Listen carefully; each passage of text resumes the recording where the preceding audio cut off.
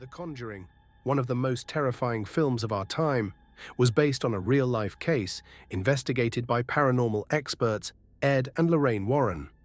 In the 1970s, the Warrens documented some of the most chilling hauntings in America, including the infamous Amityville Horror, Annabelle, and the Harrisville farmhouse that inspired The Conjuring. But what really happened in that real-life Conjuring house? And how much of it actually happened?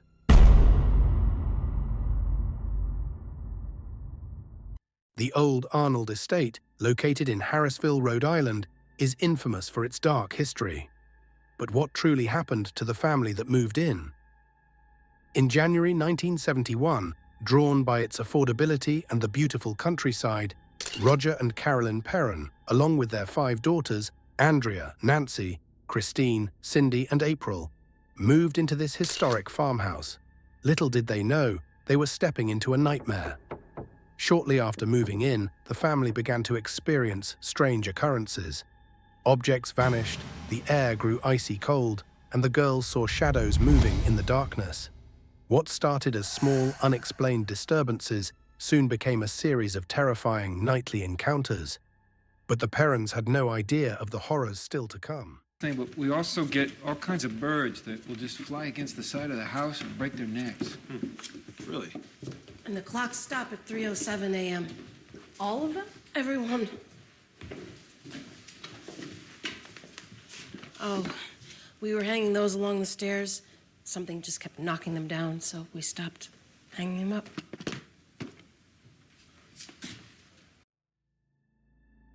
At first, these gentle apparitions seemed particularly fond of the children, as if drawn to their youth and innocence. 2 spirits in particular became the center of the girls' attention, almost like beloved guardians watching over them. One spirit was said to be the benevolent ghost of Mrs. Arnold, a figure who, so the girls claimed, would tuck them in at night and even kiss them on the forehead, like a motherly presence from beyond. Then there was Johnny Arnold, a young boy spirit rumored to have taken his own life by hanging himself in the shadowed attic of the farmhouse centuries ago. The sisters grew so attached to Johnny's ghost, they began to call him by a pet name, Manny. Manny, they said, would play with their toys, and they'd sometimes catch a glimpse of him watching as they played outside, his eyes ever present but never intrusive. The family, too, became familiar with the mysterious sweeping ghost, a spirit they never saw but often heard, shuffling a broom across the floors.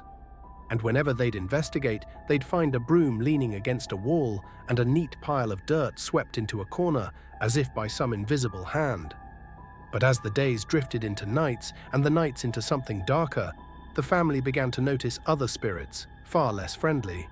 Each morning, precisely at 5:15, an overwhelming stench of rotting flesh would fill their rooms, and their beds would be lifted, tossing them aside as though they were mere rag dolls.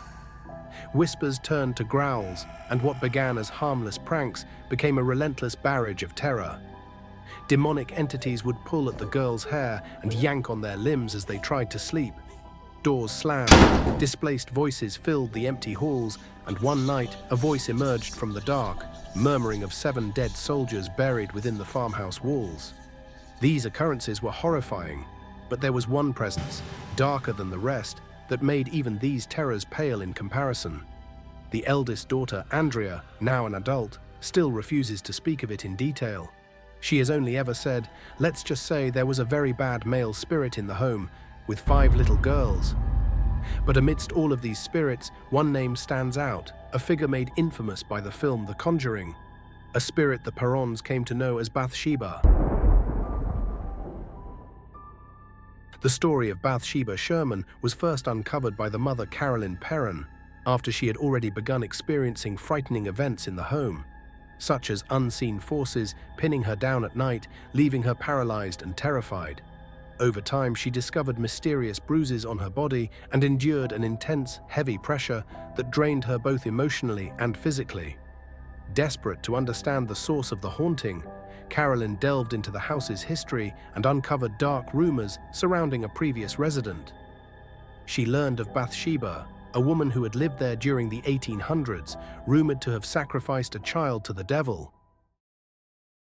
That's the original farmhouse. was built in 1863 by a man named Judson Sherman, who was married to a woman named Bathsheba. Ed, she's related to Marytown Esty. She's one of the women accused of witchcraft in Salem. She was hung during the trials. Wow. So after Bathsheba married Judson, they had a baby, and when the baby was 7 days old, Judson caught her sacrificing it in front of the fireplace. She ran out to that tree by the dock, climbed up, proclaimed her love to Satan, cursed anyone who tried to take her land, and hung herself. Time of death was pronounced at 3:07 in the morning. Well, that explains a few things. Desperate, the Perrons reached out to Ed and Lorraine Warren, famous for their work in paranormal investigations. Lorraine, a gifted clairvoyant, felt the dark presence within the house immediately. The Warrens believed that Bathsheba's vengeful spirit was tormenting the Perron family, especially Carolyn.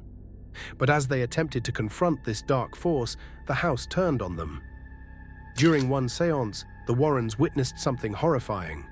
Carolyn was overtaken by a violent force, screaming in agony as her body twisted and contorted in ways no one could explain. She reportedly levitated and was thrown violently from her chair, leaving the family terrified and more convinced than ever of the evil presence that haunted their home. The Warrens believed that Bathsheba had taken hold of Carolyn, claiming her as her own. For nearly a decade, the Perrons endured terrifying encounters, unable to leave due to financial constraints. They eventually fled the house in 1980, but the trauma of what they experienced haunted them for years. Andrea Perron, the eldest daughter, would later say that the farmhouse was a portal between worlds, one that should have remained closed.